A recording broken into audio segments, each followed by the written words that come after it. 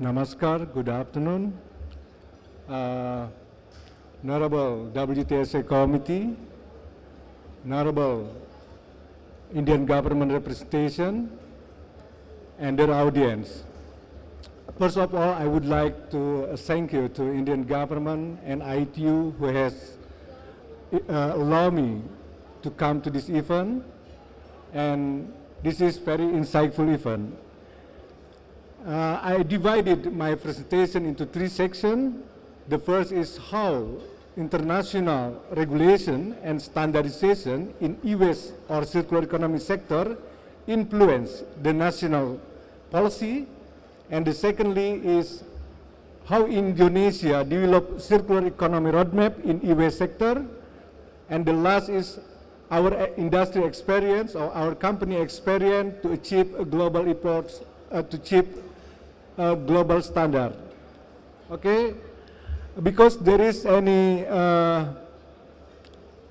differentiation, any differences between e-waste and scrap, we are always make it is the same definition. I would like to starting my presentation with what is an e-waste.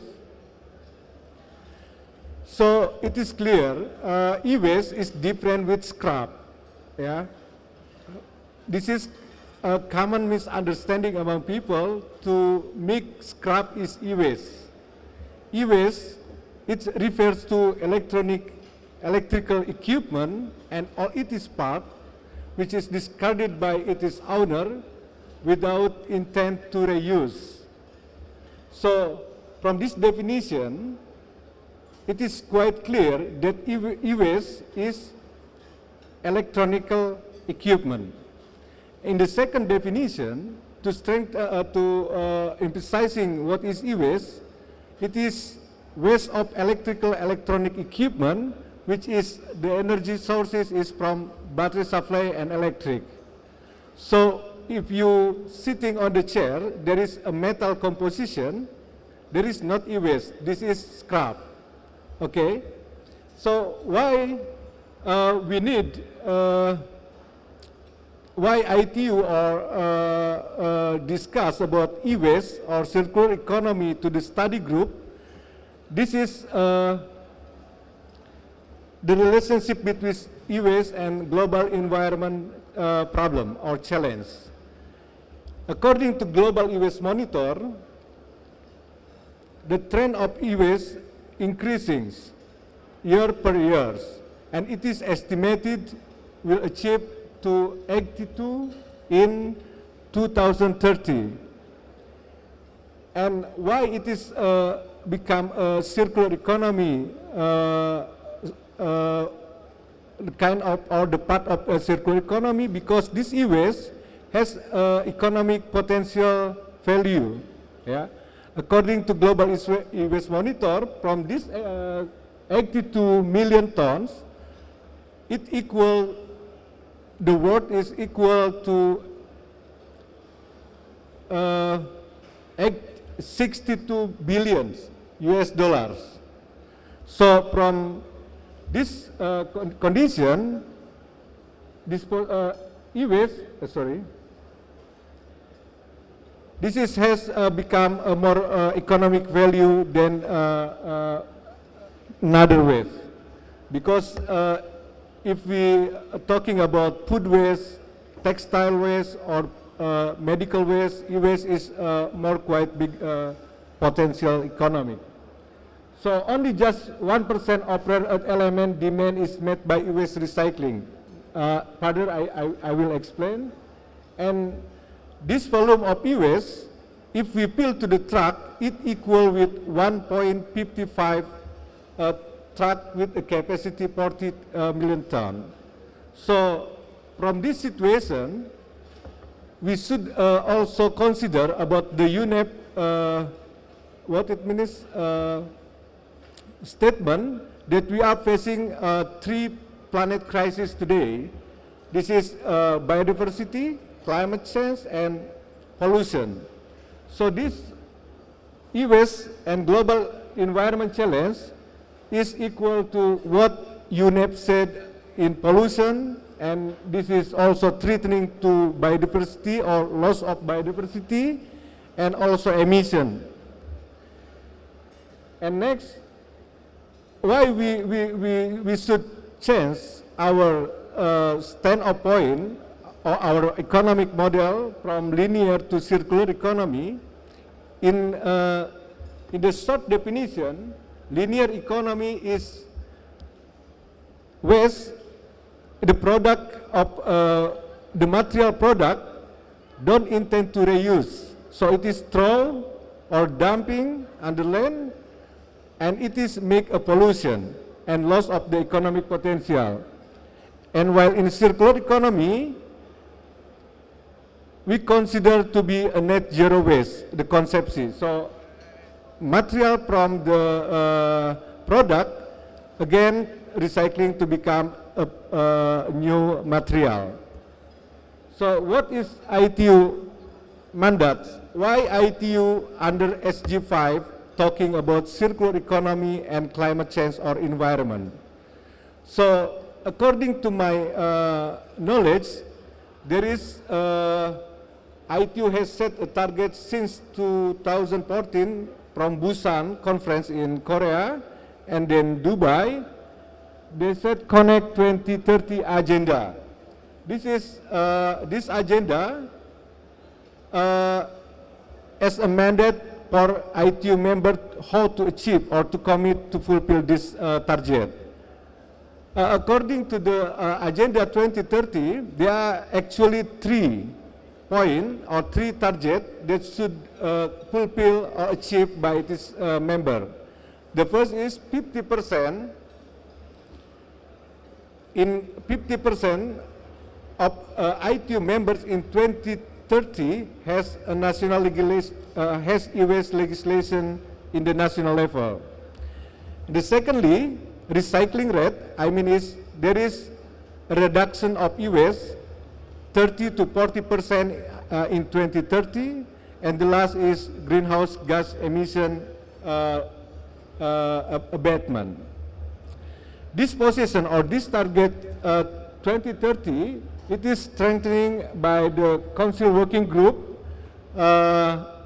This Council Working Group, strategic and financial, has a working plan from 2024 until 2027. This is also same. There are 3 targets. The first is recycling, e-waste recycling rate. Is the how to reduce the e-waste, and secondly is ICT in greenhouse abatement, and worldwide ICT yearly carbon footprint. So to how it is member to fulfill this target, then ITU through Study 5 has published some standardization document or guidelines. I will not read one by one, but this is, you can see from L1021 is about EPR, Extended Producer Responsibility. This EPR is, what it means, EPR charging the producer of a product to e-waste recycler. And the second is circular economy target in L12022. Okay, this is, you can read or see in the website. Now, how this target or mandate adopted by this member as Indonesia. Now I go to Indonesian Circular Economy Roadmap. The profile of Indonesia, Indonesia has 48 provinces, or in India we call it state, and more than 400 cities and regency, and this is quite big, if we compare to another South Asian countries. So we have a population around to 300 million, And this US profile, I would like to compare from Global US Monitor and our government report. So US profile only consists with firstly the volume of the US in the country. Our US country volume is 2.1 million ton US, and our recycling rate is 2.6%. This US recycling rate is the national US generated and how much they proceed or how much they recycle. This is the national recycling rate. So the third is Indonesian US contribution to GDP is 1.9% from our GDP. So it is quite not even significant, but it is quite big if we compare from another waste sector.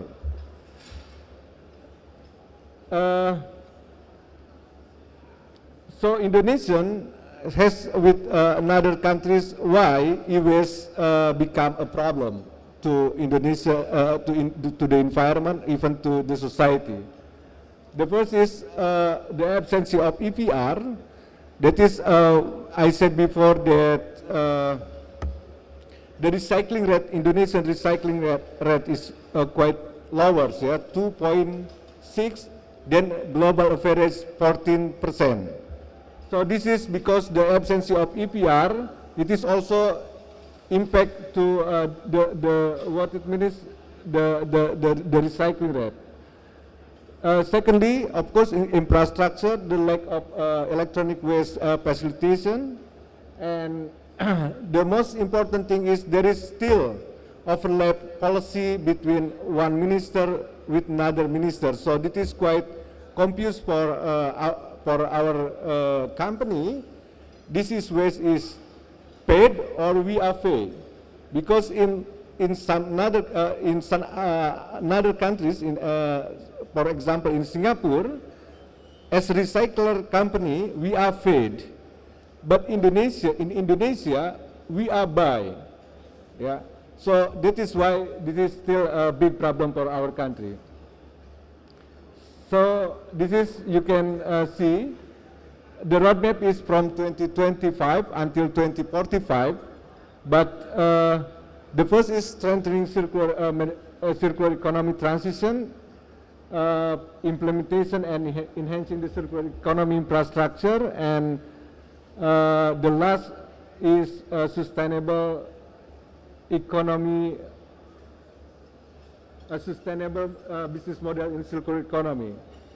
And to how to implement or to achieve this roadmap, our government has designed for strategy. The first is the development and the implementation of EPR regulation.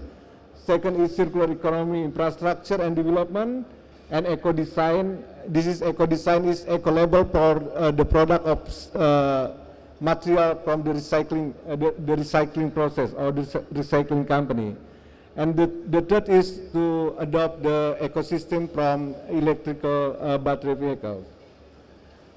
Okay, because we are talking about climate change, this is one of the example from our company perspective, from our company experience. We are recycling around to 10,000 metric ton per year, and what item or what kind of e-waste we got. This is iron. This is, I cannot see this percentage, you can see, but I would like to take an example: aluminium, 2,700 ton, yeah, for the waste.